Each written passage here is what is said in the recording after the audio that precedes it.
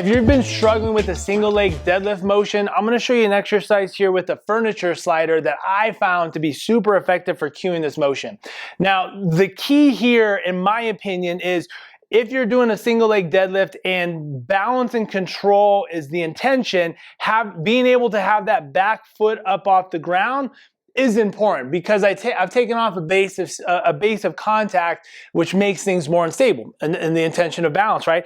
But if we're talking about strengthening that single leg motion, whether it's in a squat pattern or a hinge pattern, having just 1 to 2 pounds of pressure of that back foot on the ground is very effective in reducing the balance and stability component of it, so that I can load it and get heavier in that single leg motion. So with this furniture slider, here's a couple of the cues that I like to think about. So this anchor leg is going to be solid on the ground, right? I'm trying to draw a long line from my toes to the crown of my head. And as I start to hinge, I'm trying to maintain that length. So it's a counterbalance, right? The further back my foot goes, the further forward my head should go.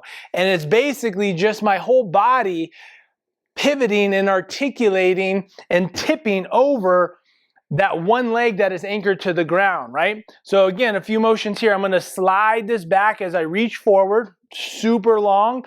I have maybe 1 to 2 pounds of pressure here. So the majority of my weight, 99.9% of my weight's in that front foot. And this again just helps you. So if I want to load this single arm, double, whatever that is, or even hugging something, I'm just going to sit this back. All of that weight's in that posterior chain and hip here, and I don't have to worry about being off balance, because I have just a little bit of that pressure helping me with that back foot.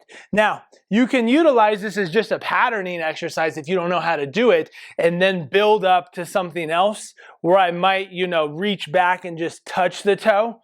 I was doing these the other day. So I have a little bit of that balance as I go airborne, and then I touch back. Either way, if you don't know how to do that motion, if you're having trouble with it, a furniture slider is one of the easiest ways to pattern and groove that motion, so you know how to do that movement super effectively.